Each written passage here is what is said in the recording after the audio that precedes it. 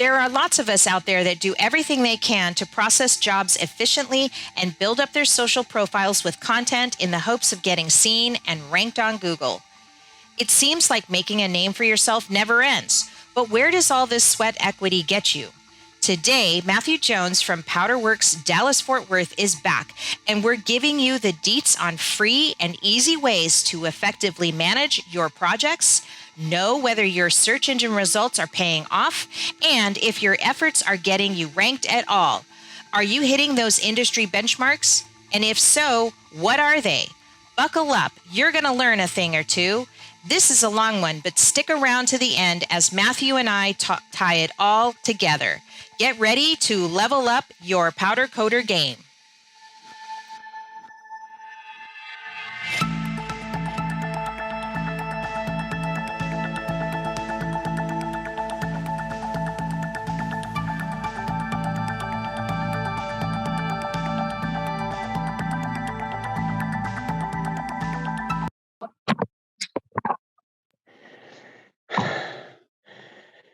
Oh my gosh. My morning sounds like your morning. Your morning sounds like my, afternoon. Oh my gosh. Oh yeah, it's afternoon there. I had a client pull up that we had shipped a truckload of stuff. We courier service picked up this morning, and it was 3 pallets of product, and they only got 1. And it's been this, kind of shitstorm all morning about, we need our product. And I didn't know what the problem was. And I was like, we sent the product. We've got a little bit left to do, but, we sent you a lot of stuff this morning. And they show up, and very quickly, my lead said, well, we sent 3 pallets. Well, we only got 1. Well, here's the BOL. Here's the shipping document from the shipper saying 3 pallets. And so they're like, oh. We parted ways with an operations manager a couple weeks ago. And by extension, we ended up losing our office manager, who was his wife. Oh, that's always. And it hasn't been pretty. They put a not complimentary review on our Facebook and stuff like that. Ironically, referencing operations and the lack thereof, and when he was the operations manager. So that's been interesting, and we've had a slew of equipment failures over the last. I'm currently running on a rental diesel compressor and a rental forklift, and the oven's being finicky. And it's just, all the stuff that we all have to deal with from a business standpoint, but it seems to be hitting all at one time. So I've had several of my employees walking around saying that they feel like we've been sabotaged, which it can feel that way, can't it? Man, I mean, it's like, what did I do? And just it's been so hard over the last couple of weeks to gain momentum, keep momentum. Yeah. And that, I think, is the most frustrating thing, is when you feel like you just aren't getting anywhere. I hear you on the husband and wife, when you hire, it hasn't happened here. It's just me and Ross mostly, for the most part. And then, another employee, whether they be part-time or full-time. But, I know Ross's dad, his company had that, and it was extreme when they left, because I think they were skimming, not to say that that's your situation, but like, these people had a racket going on too, on top of all that.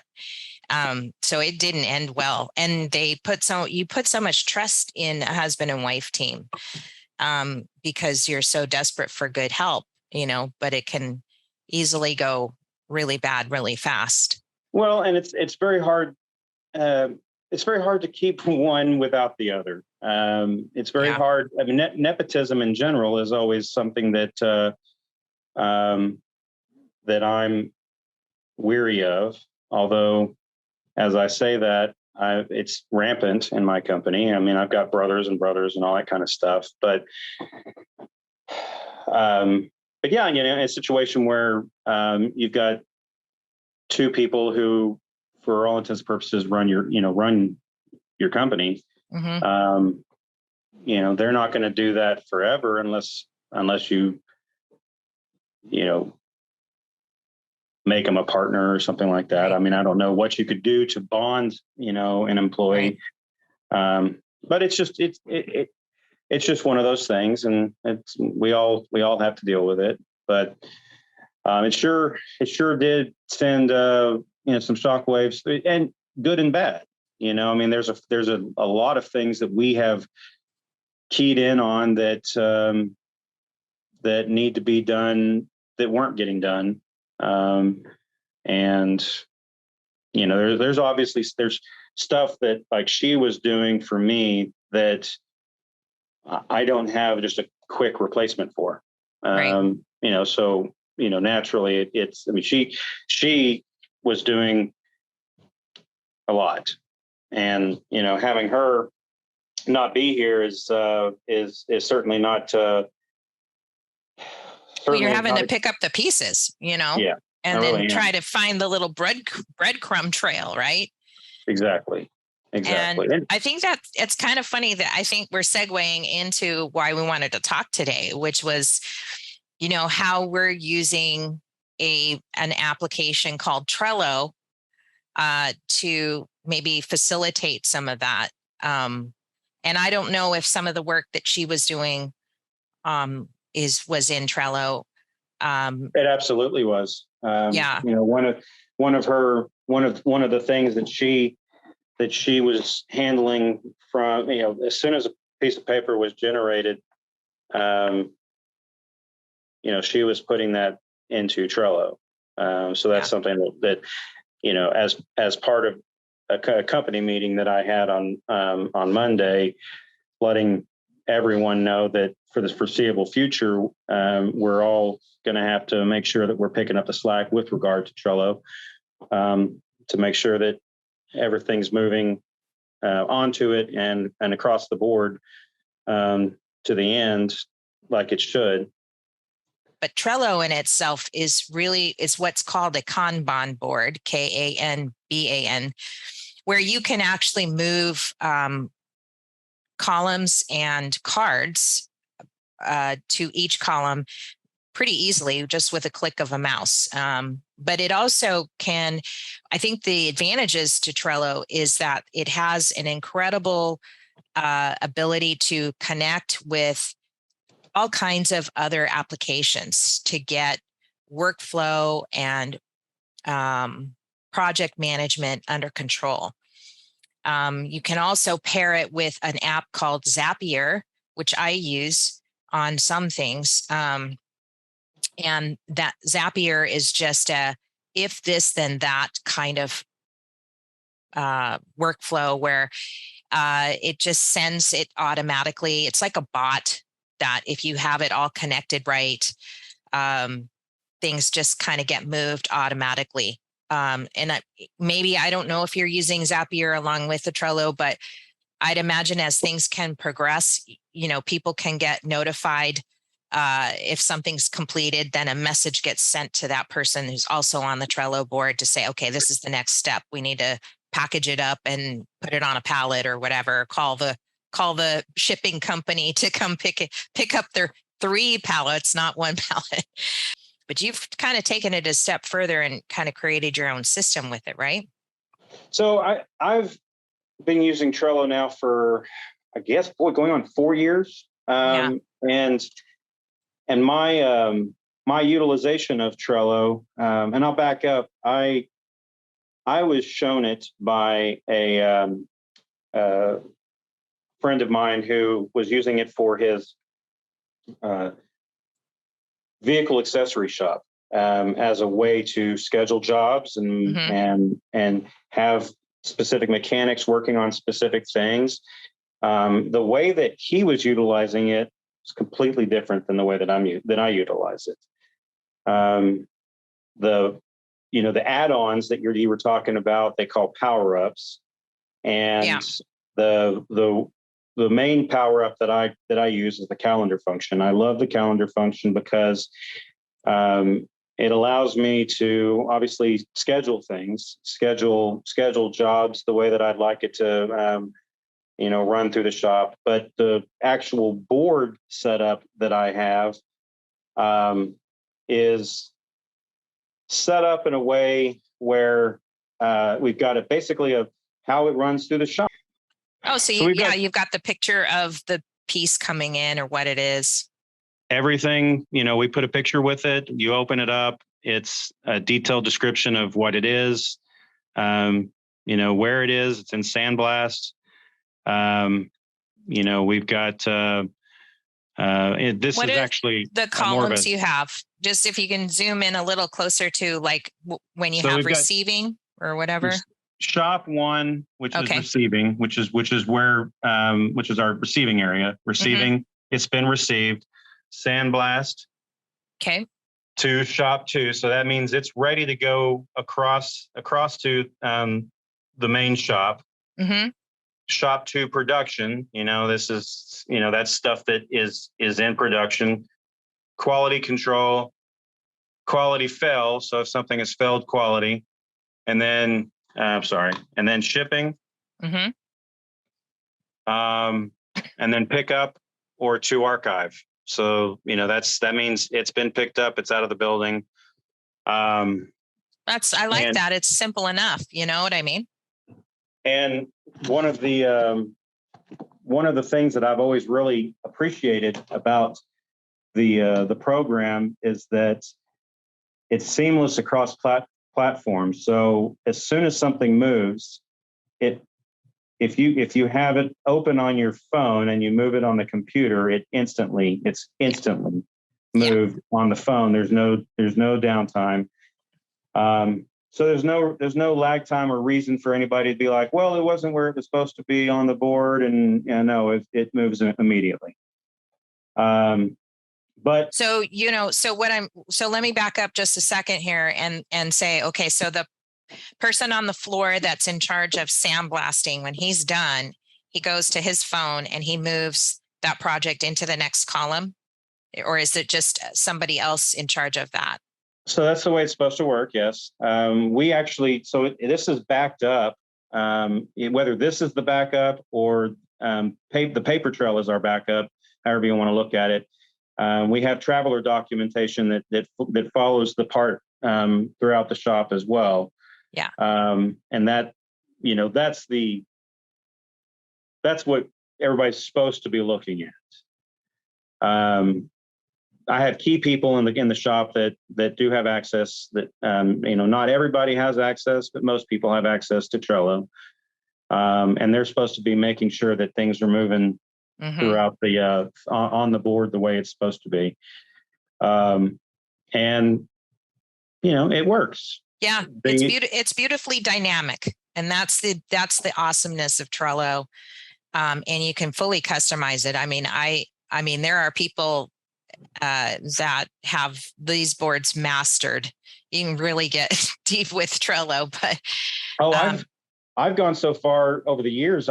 There have been long period of times where I had it set up by day, and I would actually have blocks on that day for specific jobs to include specific people having specific colors. So if I wanted, say, John Smith to be working on this one project, I'd make a block for him and put on there just a note, work on this project from 12 to 2. Yeah. We're spraying this from this time to this time, but as you get larger and larger, that becomes harder and harder to do in a way that's easy to read. Right. On that because board. it just never ends. That column never ends. Right. Yeah. Right. That's the one thing I don't like about, like it can really get a really long column going on there. I use, I think there's another program. I don't know if you've heard of it, but it's called Slack.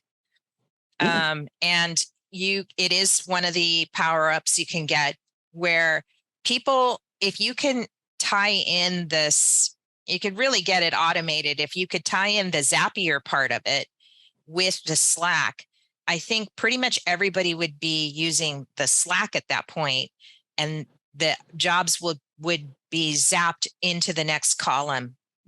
There's a way to do that. It'd be kind of fun to see if we could work together to make that kind of a functioning template.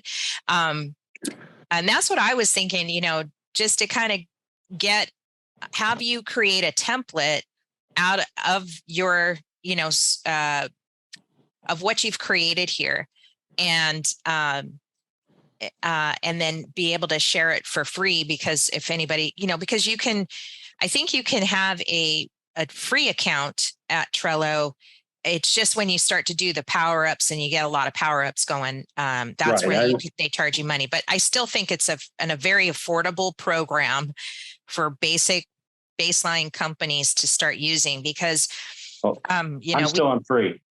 Are you? Yeah. I mean you can do all that for free. It's very functional, very, very functional, free. Yeah. And again, one of the things that I've really, you were mentioning Atlassian, you can put this on Roku. You can have a Roku TV in the shop with way with your Trello on it. There's an Atlassian app on Roku that you can use the remote, and so your guys can actually just you just use the remote to scroll through jobs. They don't have to use it to enter in any information. Yeah. But you can have that up in the shop, almost like the screens they have in the fast food kitchens that tell what the next job is, what the next food item is. I mean, there's so many things that you can do with a good scheduling program. It's true. I know we've had, Justin Money came on. Oh gosh, it's been over a year now, 2 years almost.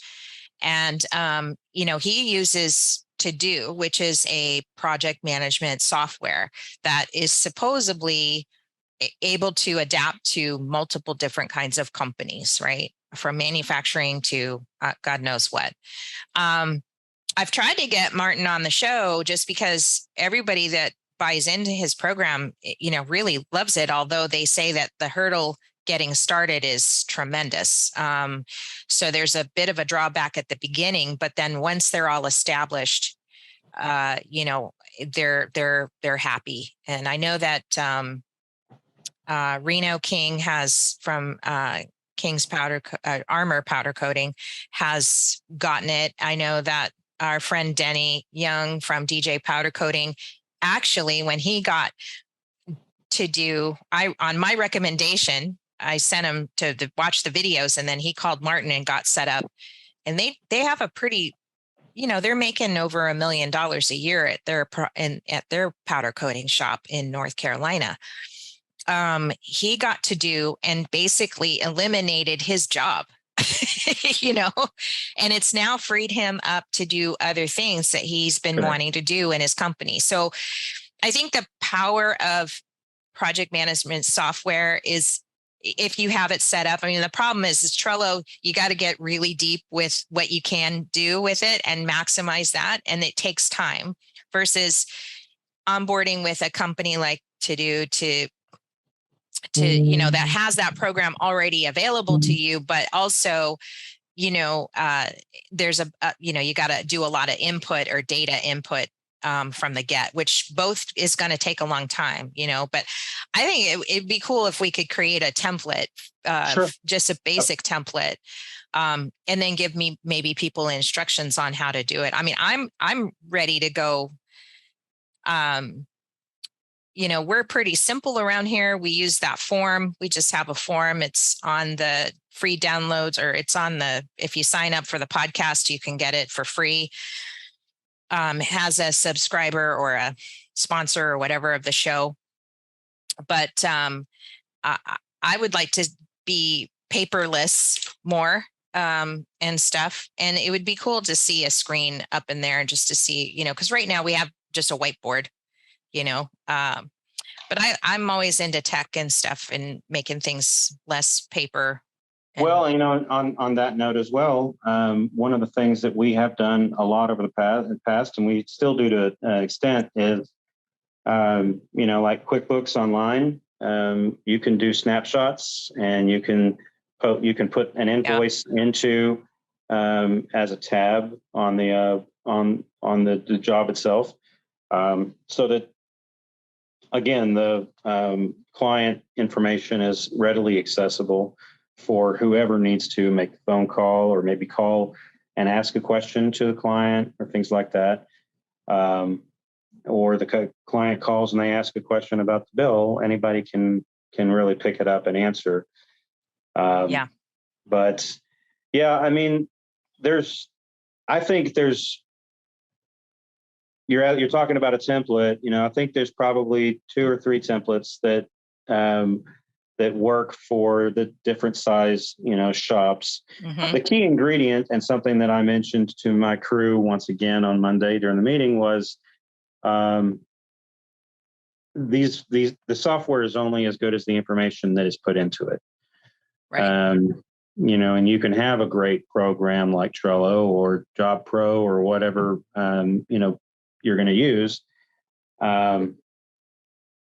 If we don't put the information in it, it's useless. It's essentially a paperweight. So, I mean, you could pay $5,000, $10,000. I don't know how much To Do costs, but I mean, or any other software. I've never really looked at buying into any kind of software other than the Trello. I mean, you could spend. I mean, some of these companies, they spend thousands of dollars on that kind of stuff, But yeah, you're right. If you don't put the information in right, or at all, what good is it, right? So it is always based on the processes that go behind that software. So just speaking of the processes that go into it, so when you say you're talking about paper, this is every job that we have in the shop has this much paper. It's got 8 sheets of paper that go along with it, that are all signed and initialed from departments, that they did their job. It's all accountability, obviously. And to some extent, paperwork is always going to be there, because if you're ISO 9000 or ASA and everything like that, you got to have that paper documentation, on point and stuff like that. But I'm with you on trying to be as digital as possible. Yeah. Pushing the envelope, at least to get it to like a billing point of view. So like when the guy goes to bill it, they know exactly how to bill it, or, there's just not, it does so much for the shop that you just really can't do with paper. Well, namely, everybody can look at it at any given time, as long as they have access to it. And that's where the Slack thing was coming in for me, because Slack is sort of that communicator that goes between where you tie into Trello. So if someone was, if say you're the person that's in charge of moving the card of the project from Sandblast to shop production, then what it does is you can connect through Zapier, you can connect Slack, and you can make a zap. So when you move that card, a zap will happen, and it'll give everybody a notice in Slack, or as particular person in Slack, a notice that, okay, this is now done with sandblasting. it's now in your area to work on next, or whatever. I mean, that's the beauty of trying all these 3 apps together. But getting back to the Zapier thing, you can actually create, so when a card gets moved into production, it'll alert that person through Slack to say, okay, this is up next. This is up next. So now you're not talking to anybody. It's just bots talking to people. Wow. It's just informing them that this is next. And then they click on that card and it tells you everything. I'm assuming you're putting in, if it's rims, you got to tape off, or they want two-tone, or whatever it is that that the customer's requested. It'll be on that card, I'm assuming, right? When you get that, all that information. So you're literally just creating a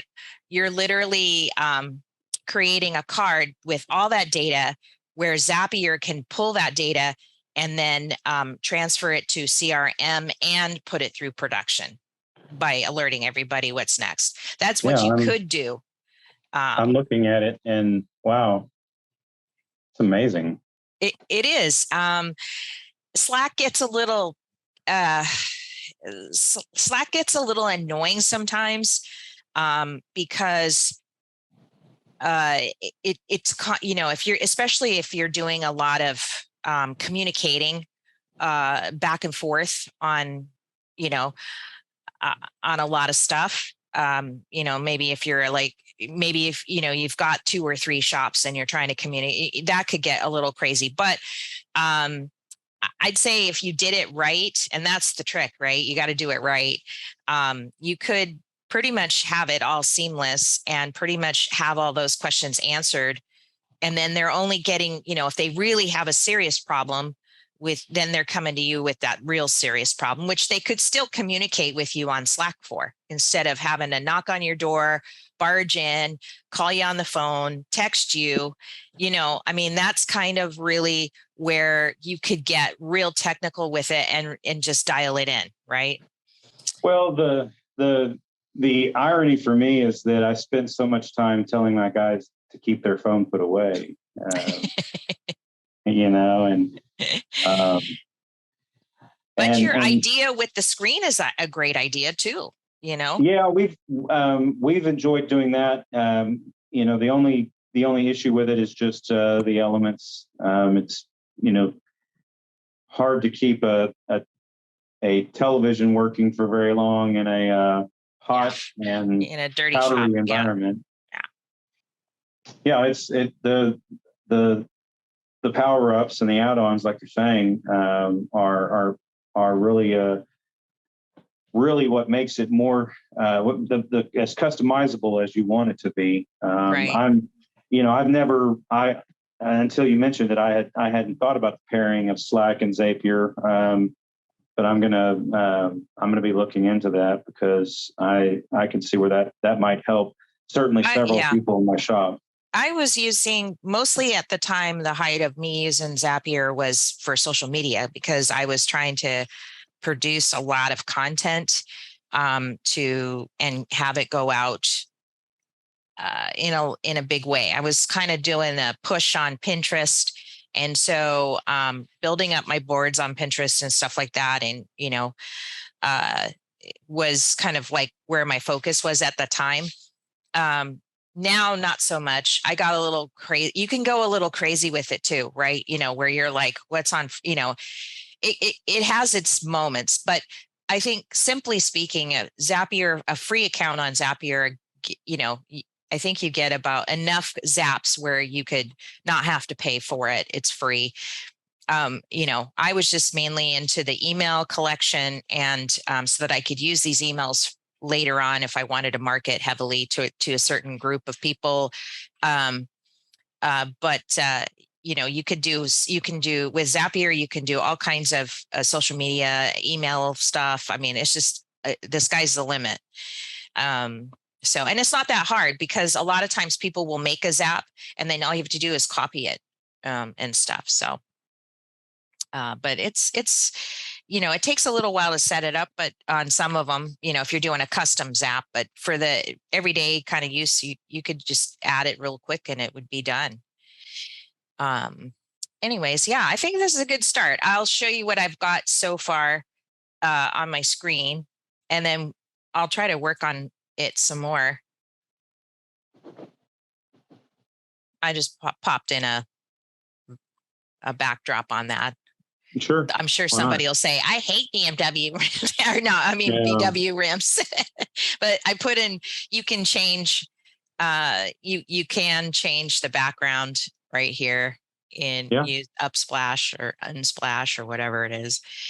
But I think this is a good starting place. And then what we can do is we can share that board because I made it public. So all the person would have to do is get the link to copy it. And from there, I don't know, where am I? I keep going back to photos for some reason, but anyways, I'll make sure people can find it where it's, I think you go to more, and then you can make it a template or copy the board, or I can make it a template. I'll do something, but there's the link to the board right there. So we can just share that link and then people can click on it for free and then get started and add in their own cards. Pretty cool. That is cool. So one of the things as we transition out of talking about Trello and productivity, one of the things I want to talk to you today about is, you do all this stuff that Google wants you to do, or Instagram, you're posting Right. left and right all day long, you get a little over the top with it. And then, there's no other than likes and subscribes to or followers. How do you know you're meeting the benchmarks that these like particularly Google, which is so important to ranking your website stuff? How do you know you're making the mark? What is the mark? What's the benchmark for? So I wanted to bring this up a long time ago on a podcast, but I never got around to it. And unfortunately, this Google business audit is no longer available, which is so sad. Google My Business. Because Vivial, the company that was doing this free report. Oh, okay. I mean, they wanted your business, right? But it was just this little kind of hook to get you to do this, and of course your results would be horrible. And then you'd want to reach out to Vivial and have them help you. And all they do is set up some kind of a directory. It's like the Yellow Pages. So some kind of directory page for you so that you can, but then they wanted to do all kinds of other things. But so I found that this report was amazing. And I did this back in September of 2021. It's going to give me what I came up with, or what they came up with, how I was doing. Of course, I make it my business to know what I'm doing. But what I like about this is it's actually it was a tool that you could get back to say, okay, I've made all this effort. How good am I doing? Right. You need to hear back from Google to say, how, am I meeting those benchmarks? Do I have enough of what they're wanting in from Google to get me where I need to go, right? Higher up, or more calls, more leads, whatever. But I found what was really cool about this was the industry benchmark was already listed here. And it kind of tells you what you need, like for your description, minimum of 125 characters.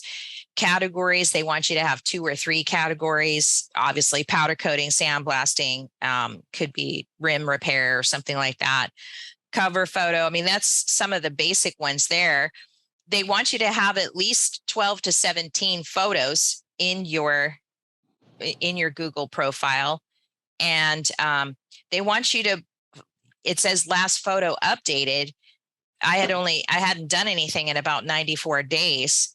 And they want you to keep you within that range of 100 days of just adding another photo, just to keep it more relevant and stuff.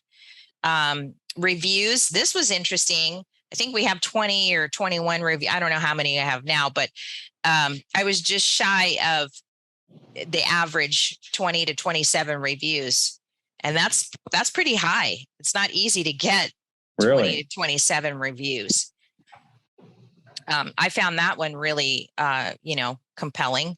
And then also how the frequency of the review. So I hadn't been pushing reviews for quite some time, and it had been well over 100 days. And they want you to get a review every 38, 40, 50 days, basically. And stuff. The average rating, I mean, anything above a 4.35 you're doing pretty good on Google.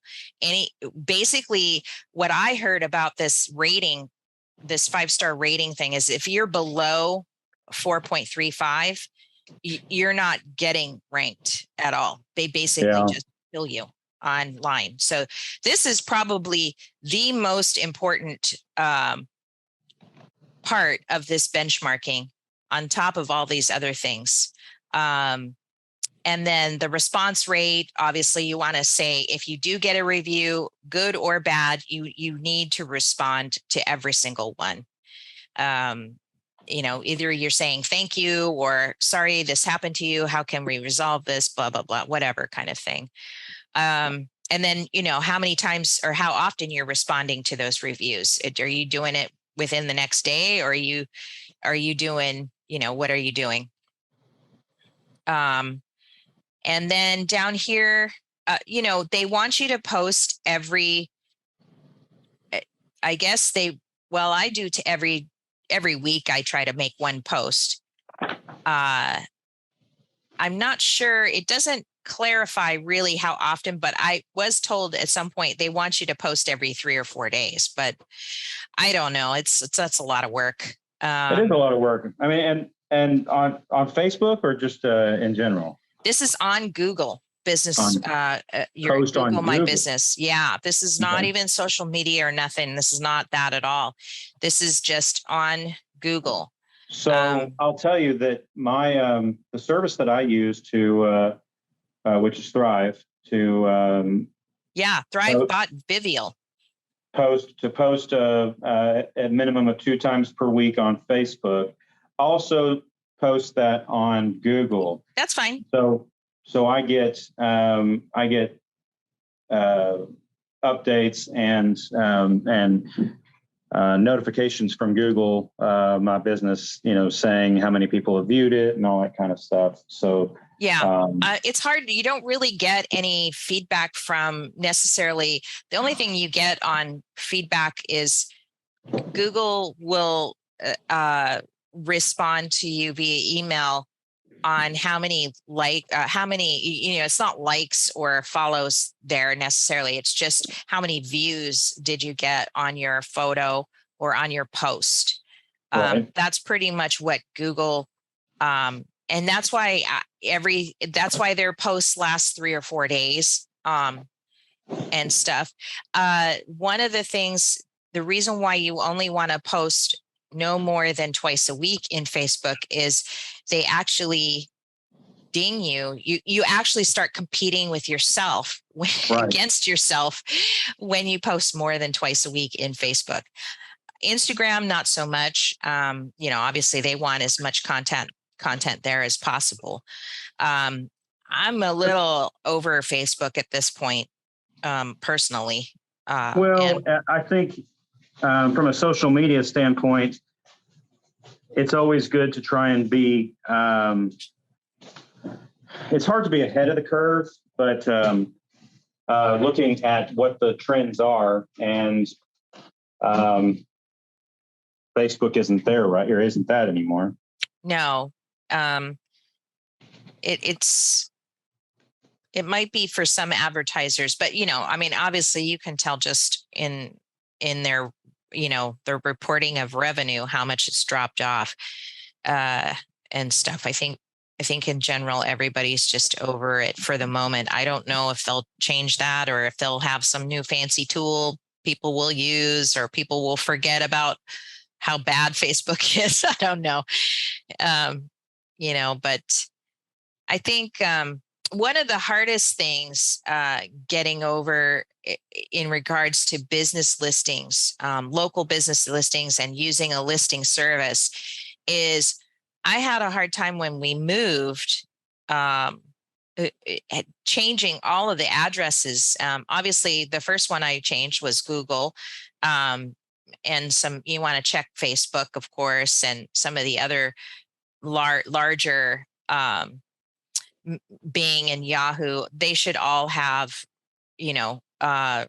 current, especially if you move.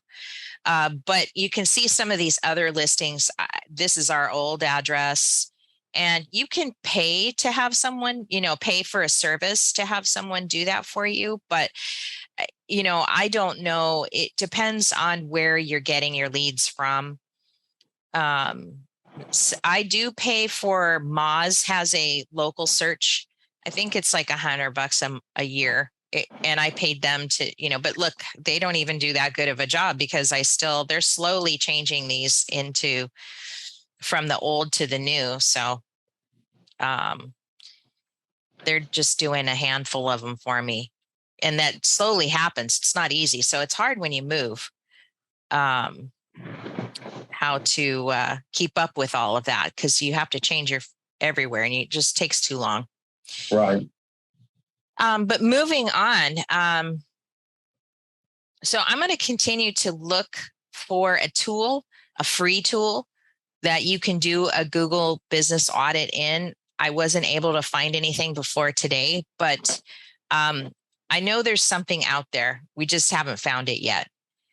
And you can, the one thing that I've learned in doing a lot of digital media stuff is what you'll pay for one person, another person's giving it away for free.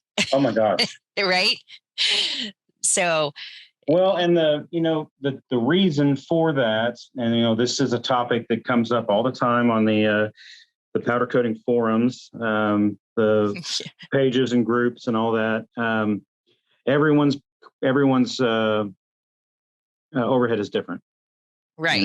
Simply put, we all pay, roughly the same, typically for powders and things like that. But I've got 18 employees. Right. You can't be doing $100 rim job, rim finishing. I just can't, I can't compete. Long ago, I stopped being able to do things like Yeti cups, unless we're talking about massive volume. Right. I can't do one Yeti cup. Right. And, but, I took all those jobs. I was when you there. Started, you mean? Yeah. Yeah. When I started, yeah, absolutely. I took all those jobs. And I'm one of the people that I did do wheels for $100 because, right. I was joking with someone today how naively I got, I got into this business, and I think we covered that in the last one, right? The last discussion, but it's just there's no way that all of us are ever going to be able to get on the same page price wise. I know. I don't know if it's possible. It would be nice to have some sort of community. You know what I mean? It does. Consensus. I don't know. Well, I mean, I get enough feedback from my clients to know, or from new clients to know, if I'm in the wheelhouse. I do sometimes get the opportunity to see my competitors' quotes. And I do secret shop, I do make calls, and I do for what good it is, and just do what I can to try and stay market valued correctly. Relevant. But there's also, we're in a transition right now as a company to where, like, I think this was my last year of patio furniture. I'm so over. Yeah. And well, I mean, I say that with a little bit of, sadness because, again, and I know we covered this the last time, but if it hadn't been for patio furniture, I'm not sure I would have made it through the pandemic. Yeah, that's right. You did say that. I forgot about that. It's, yeah, I mean, we are transitioning away, and we're, there's another, one of our competitors in the area did this in November, where they actually stopped doing customer work as a whole and went strictly to doing their own stuff. But we're transitioning to just doing commercial. Yeah. And letting everyone else have the wheels and stuff like that. And I think that's a good thing in a sense. And hear me out on this, because, it's nice to be able to be flexible enough or have the agility enough to go from a rim to a Yeti mug to a huge bunch of a box of, parts, or, it's great. Or even like a large industrial job, where you're doing a gate or a railing. It's great to have that flexibility. But when you're in a market that is becoming diverse, it might be a good thing to kind of, for one, it's an indication that the populace is getting more aware about powder coatings in general, which means that they're wanting them more for all kinds of things. But when you're in maybe in the kind of, area or city that you're in, it's becoming so popular and so big, it may be kind of getting ready to split into what you were just describing, where you're just giving the rim guys all their stuff. And then, say this one guy wants to do patio furniture, and that's all he does. For us here in Maui, it was kind of already like that. We had a powder coater that's been in business for years before we even started. And that's all he did was the furniture, because we have so many hotels here. And so when he does something, it's like, it's miles and miles of lanai furniture, patio furniture, whatever. And we would take it if it came our way when we first started, but now we just push it all to him. Whereas he was back in the day when we first started, he was pushing all the custom work, all the motorcycle stuff, sure, all the detail stuff. He didn't have time for, because he's just using a box feed and he's got 3 colors to choose from, and that's it. He doesn't want to have to go and buy a bunch of candy that, somebody may or may not show up for. Right. So, for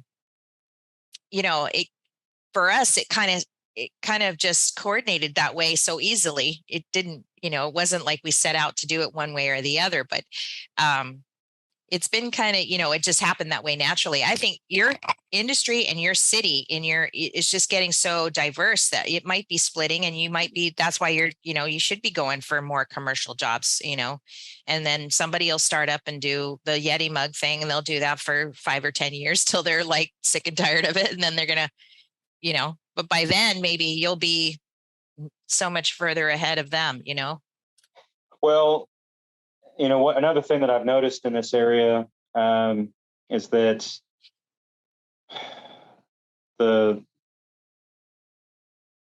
we're shrinking as far as the number of shops that we've got.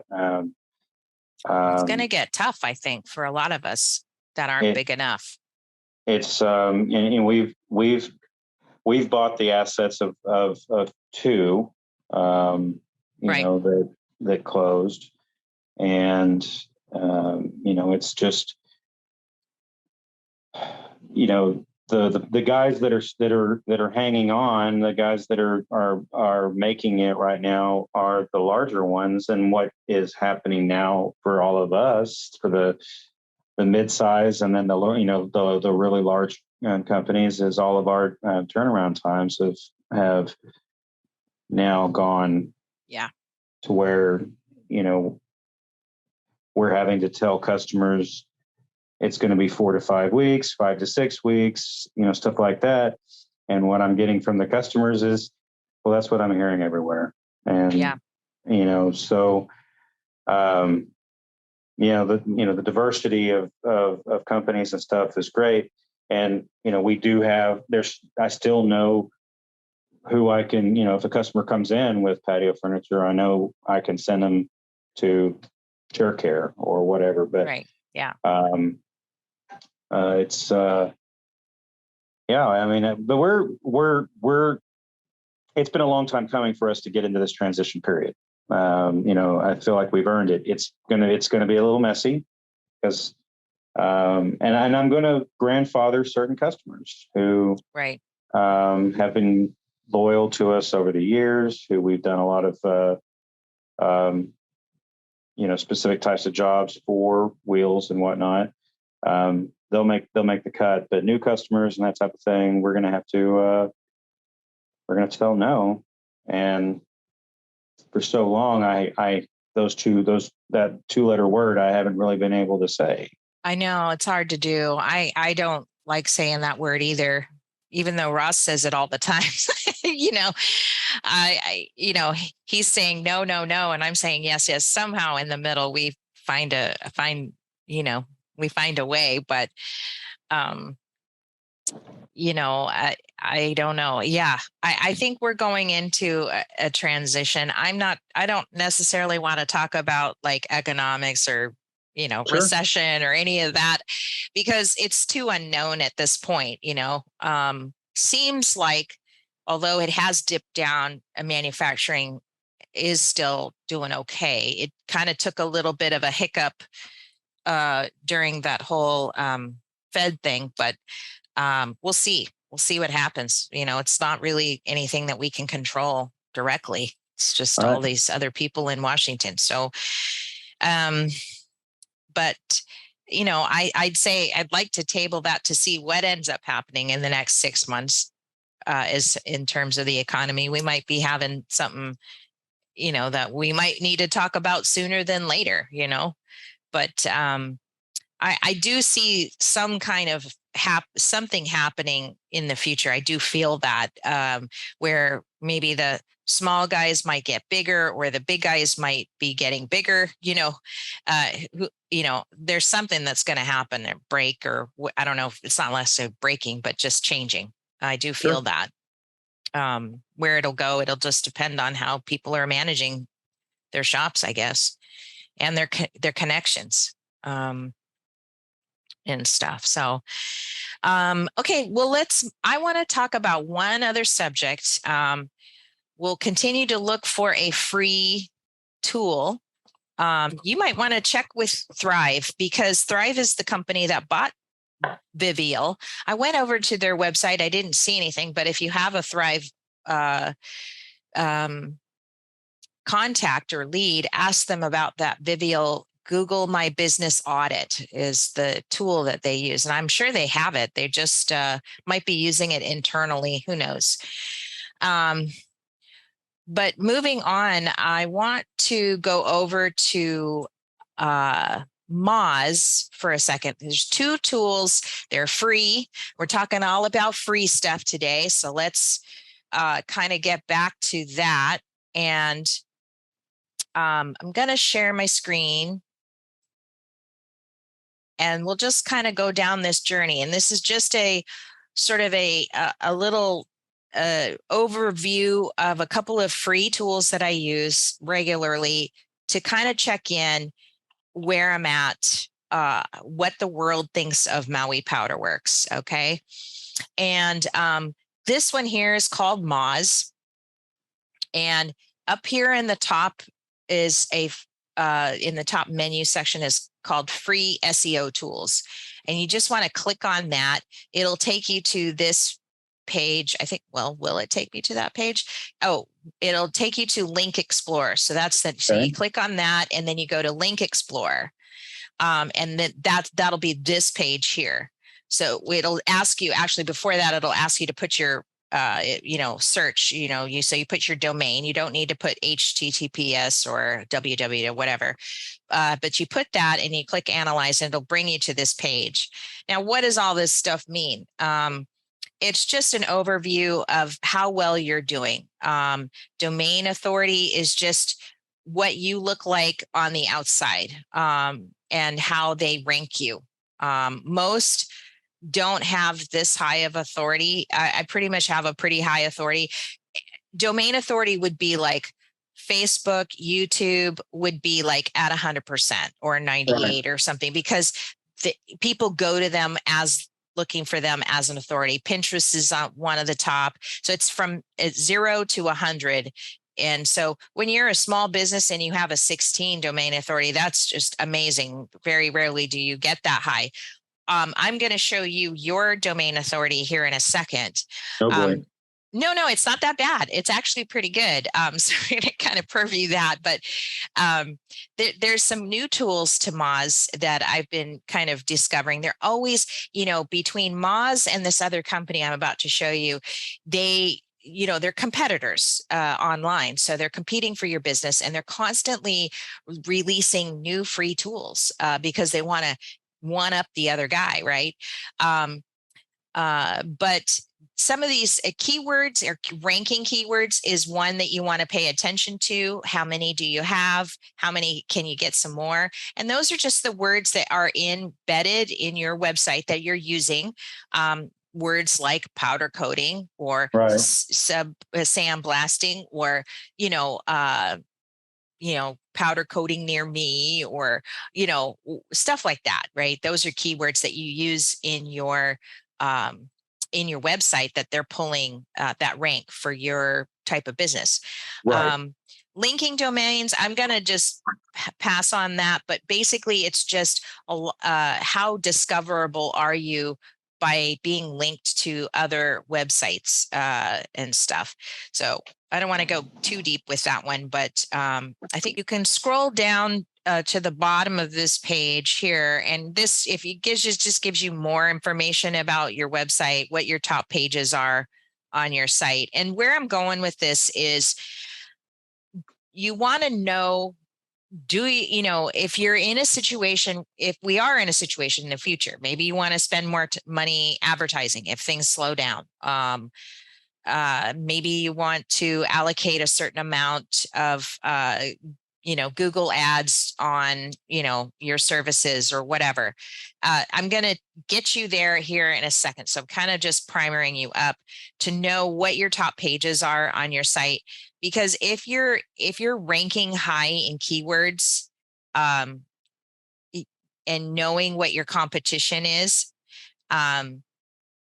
these sites use different algorithms, right? They're competitors themselves, Right. Moz and this other company. So they've got algorithms out there that will help you, but it's good to go to more than one, because each one's going to give you a slightly different view or a facet. And that's where you'll see here in a minute what I'm going to show you. So Moz has,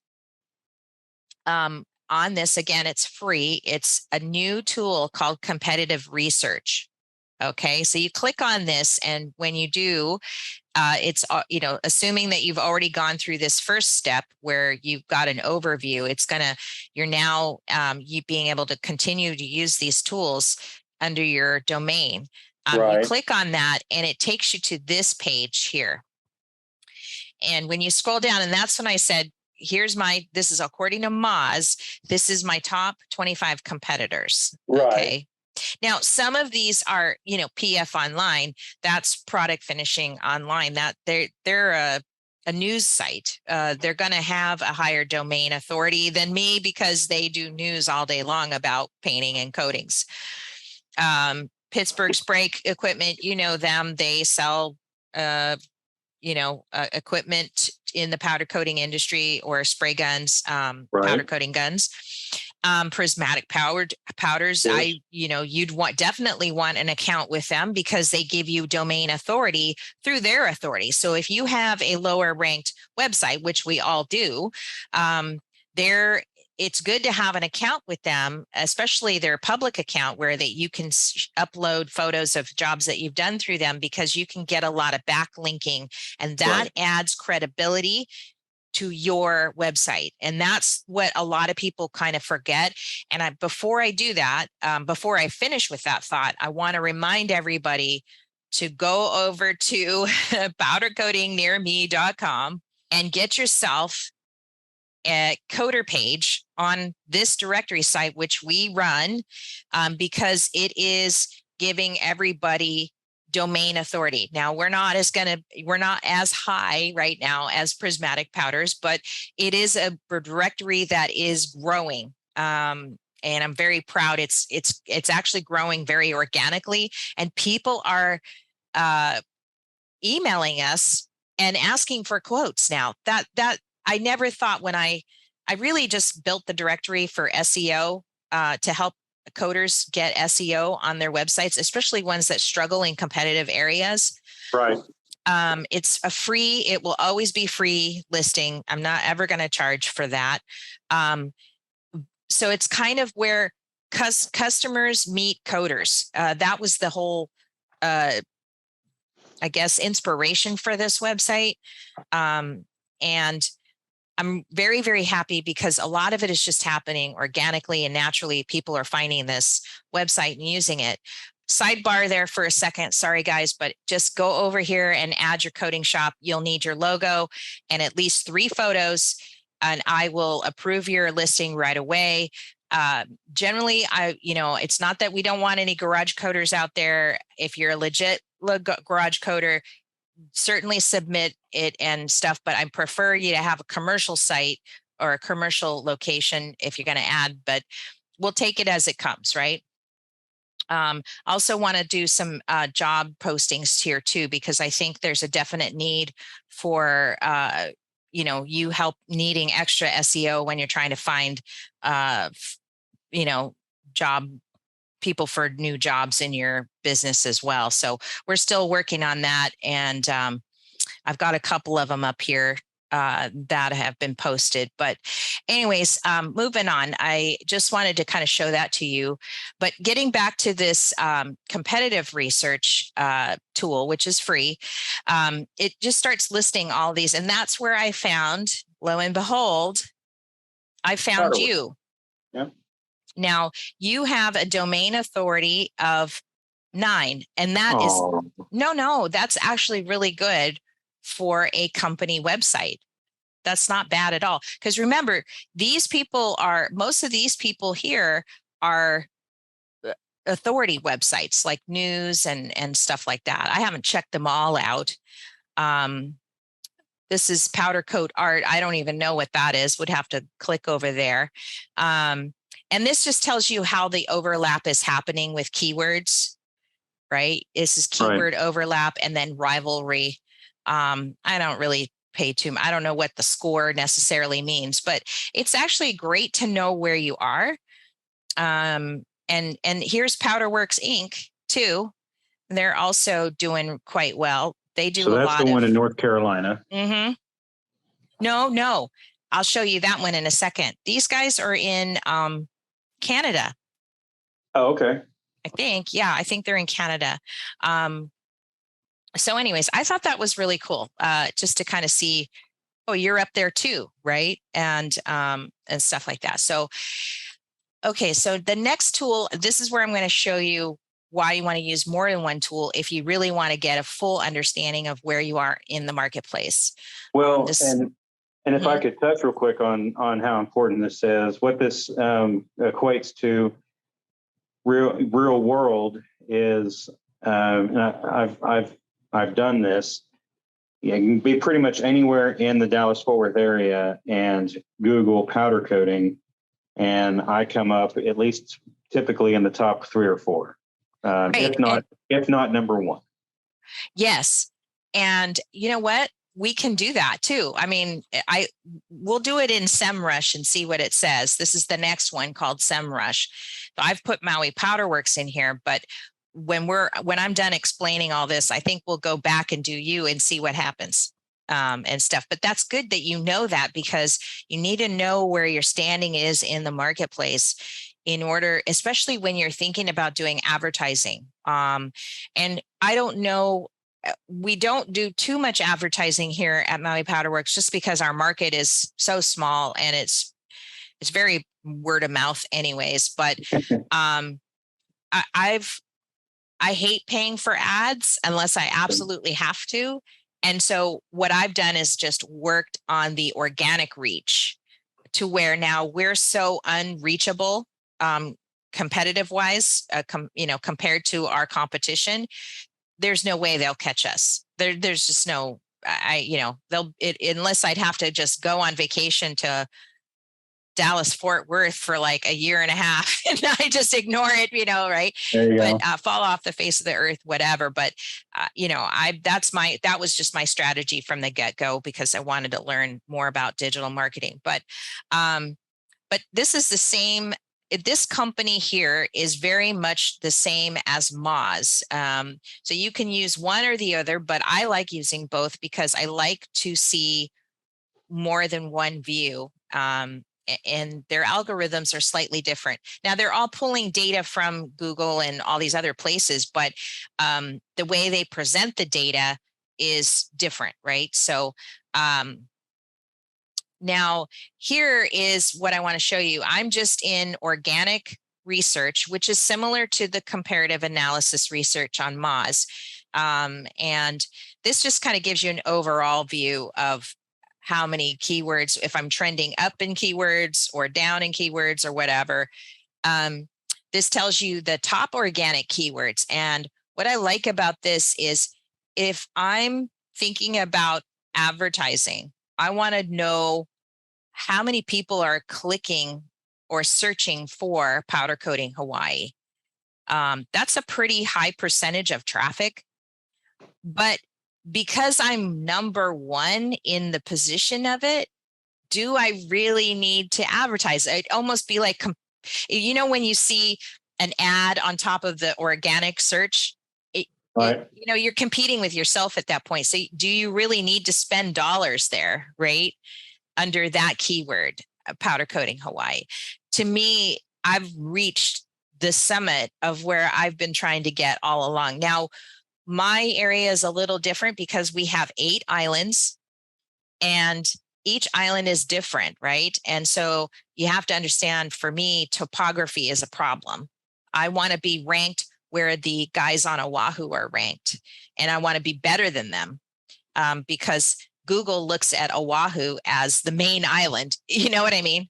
But it's not the main island for powder coating. This is the main island for powder coatings. But so I've had my own problems, and that's why I pay for a local search on Moz. I think it's $100 a year, and it just helps improve my ranking there. But now that I'm number one, I'm not sure I really want to do too much. I may not continue with Moz local. I may not need to, because I've already reached the position that I want to be in, which is number one under powder coating Hawaii. Some of these other ones are just related to my blog posts, but this is the main one for me, because this is the number one search in Hawaii. I think there's, you can see the search volume, and I think it tells you for whatever it is for the week. I think there's some kind of it's for this date and stuff. It also tells you when you're going up to, if you're ranking higher, and look at powder coating near me. So I've got a listing on there, and look how high I've gone from position 18 to position 15. And look at the search volume for this. It's huge. So this kind of proves 2 things. Number one, I'm already ranked for powder coating Hawaii in keyword search. So I don't really need to advertise because I'm number one already. And that's the keyword I want to rank for. So you have to know what keyword you want to rank for in the first place. The second part is powder coating near me is a popular search.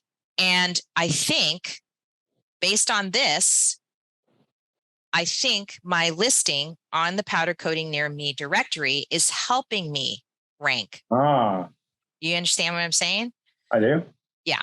And all these other searches are just blog posts that I rank for in the first place, and stuff. So now where did I want to? Okay, so now I want to go to this main organic competitors, which is very similar to what we just did in the competitive research on Moz. Now you'll see here, you can see here that they're actually saying powder coating MA, which I think is Massachusetts or Maine. They do a lot of I know they do a lot of ads, and they do tend to rank higher and stuff. I don't know where that gets them. I don't really, but the fact that I'm getting a lot of organic reach and they're paying for ads to get ranked tells you a lot about my site versus theirs. Here's DJ Powder Coating, North Carolina. Hello, Denny. Now, the reason why DJ Powder Coating is now my competitor is because they're our applicator of patinas in North Carolina. And because patina powder coating is ranked or listed as a keyword on Maui PowderWorks site and now on Denny's website, we're now becoming competitors. So when you type in powdercoatingnearme.com, you'll see that we're both on the same page, which is the first page. And let's face it, if you're not on the first page in Google, you're not gonna, nobody searches past the second. Right. Nobody does. I'm sorry. So you've got to rank for something. Hopefully it's something local. It's something area wise. So knowing what people are searching in your area is the most important key point I want to make here. But knowing who your competition is as well is also important. But I surprised me because you're my competitor on Moz. DJ isn't, but this is the difference between their two algorithms. So somewhere in between, you're going to see, and that's why you want to use both sites to your advantage, because they're both free tools and stuff. So that's kind of what I wanted to show you there. Let's see what else. Here's more keyword and what you'll see actual keyword variations. And people are searching powder coating near me 50,000 times a month. That's a pretty good. I mean, it's not a million like Kim Kardashian probably has 1 million searches under Kim Kardashian, but for our industry, that's really good. And powder coating is even less. It's 27,000. These areas here tell you how much keywords are going to cost you when you do go to advertise, right? This is a ranking for how much things cost. The difficulty, the higher the ranking, the more difficult it is you'll be paying more, basically. That's another thing you need to know about advertising and stuff. So let's see what else. But anyways, look at all these free tools you get with SEMrush. You can even get like they have local SEO too, so you can do that as well. But they have social media. If you want to track your social media, you can see how well you're doing on Instagram, Facebook, and LinkedIn. I mean, you can connect all of these and manage your profiles.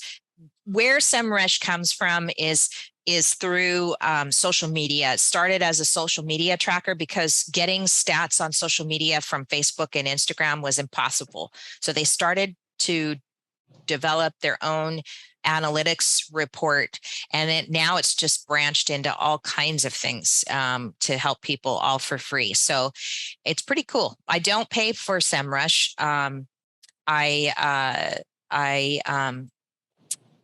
This is a free account, so it's a lot of tools you can work through, not get too bundled up in.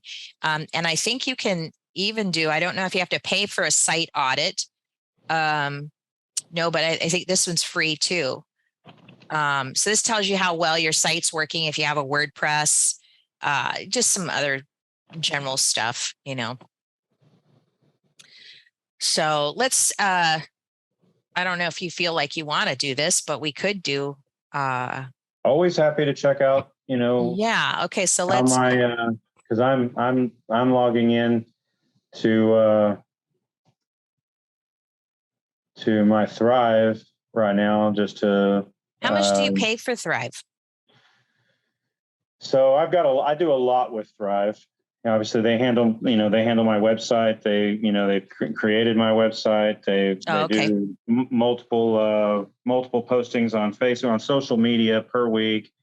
Do videos on a routine basis, and just several other things. And I'm at 500 a month. That's really good. So That's really good. been with them for going on, I guess, 4.5 years now. And But what are you, so then if you're paying $500 a month for a lot of stuff, it seems like a lot of stuff. And that I'm hoping that's it. Let's see what your 500 is getting you, right? Yeah, please. So remember on Moz, your authority score was 9 and this one says 7. So don't get worried about that.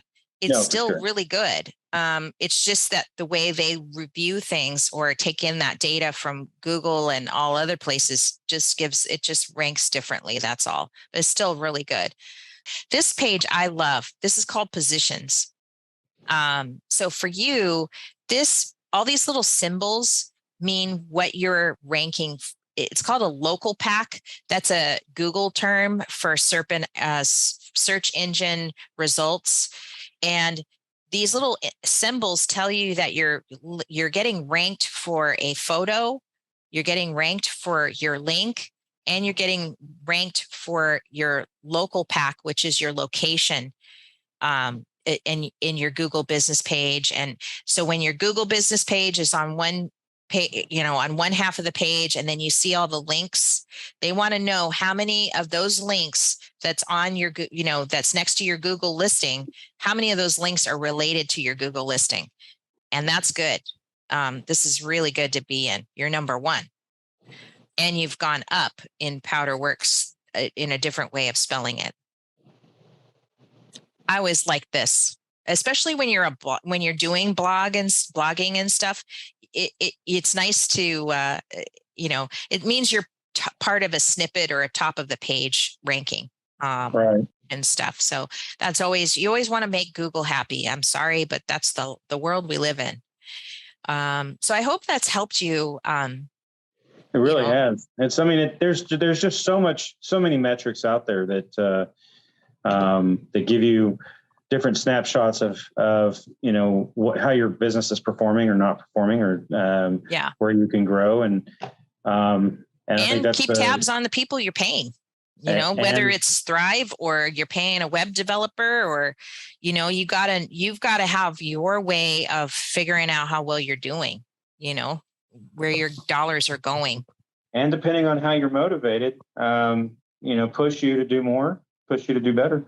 Especially with the competitive analysis, that's where it's what your competitor's not doing is where you have the in on pretty much anything, right? Whether it's a service or a keyword ranking or something like that, a backlink.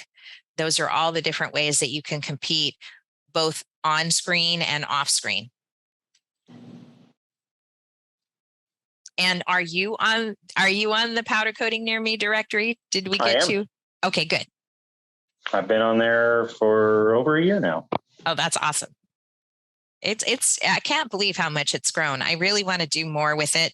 I just, have a million other websites to monitor too, but every month I get a report from Google, and I'm not even advertising. I advertised on Pinterest, for and Facebook at the very beginning, but I haven't done anything since. And it just keeps growing every month. So people are liking it and they're finding us, and then they're emailing us going, can you help me find a powder coater? So now I need to get more powder coaters on there. That's the challenge. I know. So anyways, well, thanks for being my guinea pig today with your website. Always. It's always such a blast, and I love the conversation. It's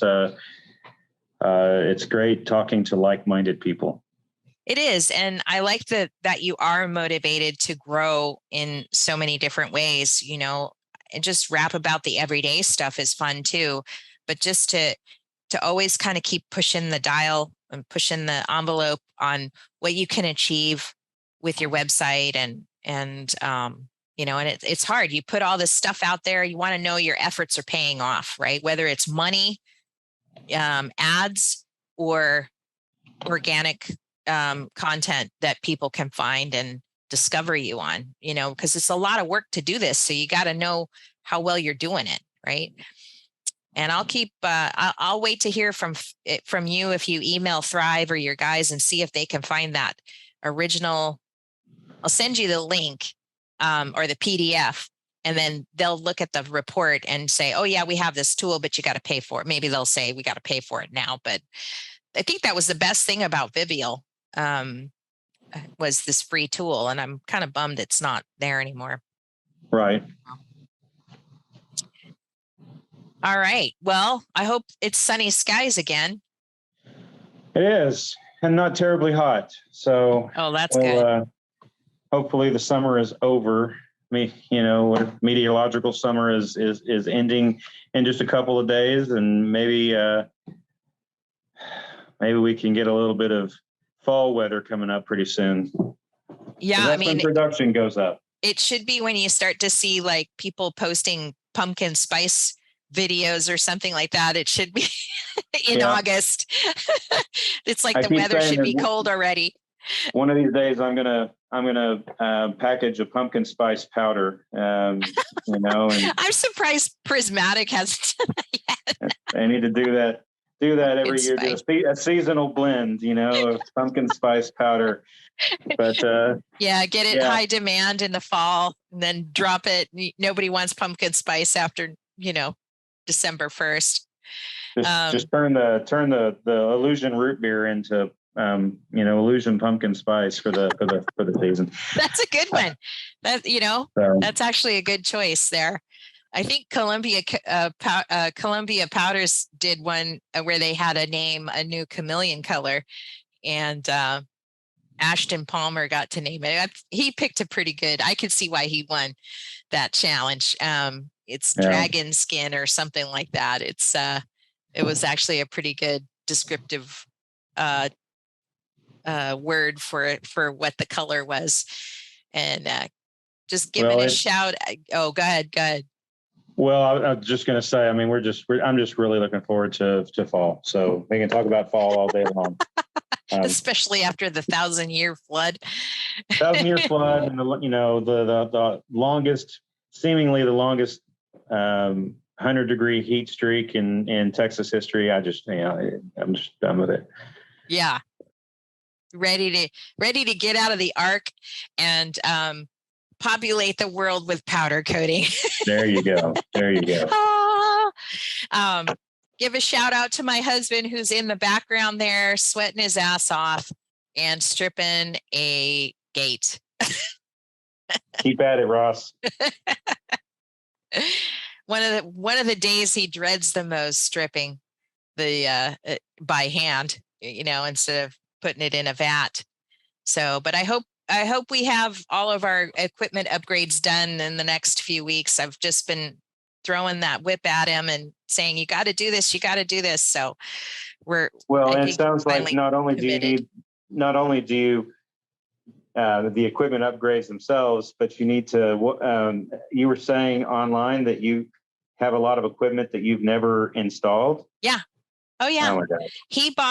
He bought a compressor, back when we were in Lahaina in 2018 that we paid monthly on, rent. It was lease to own or whatever that thing was. I'll tell you, whatever you do, I'm sorry, I'm just going to put this out there. Do not go with any kind of loan from, what's the name of that? I'm trying to block it out of my mind. Main Street Financial. Oh God, they're horrible. Yeah, they're horrible. Now that we've had the upgrades here, where we went from, we thought we had a 200 amp service from the very beginning. Turns out we didn't. So we ended up having to get a permit to upgrade to 200 amp service, which was crazy. I don't even know how we even overlooked that when we moved here, but now we've got the 200 amp service all set up. So now we've got the buck boost. We can finally plug in the new compressor that's been sitting on the floor for 5 years. And then we just got the Benco E-strip tank, so, we still have to figure that one out when we get to that too. But yeah, we're going up. So what we've decided to do is, because we can't go next door to either of these places because they're occupied right now, until they're unoccupied and we can move into them, we're just going to have to go up. So we're going to have to store our powders upstairs. We're going to have to store extra equipment that we don't use on a daily basis upstairs. And that's what we're kind of working on right now.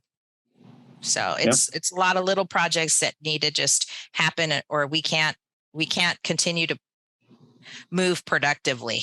And that's the problem, is too cramped of a space, but it's just, we all experience it. Trust me. Yeah. So, but we'll get there, and we'll keep everybody posted along the way.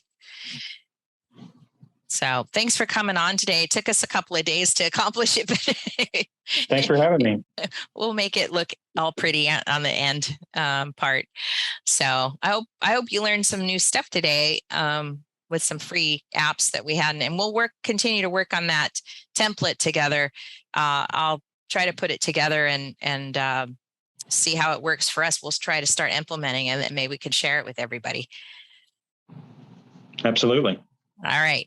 Take care. See you later, Matthew. Bye, Kimberly. Bye.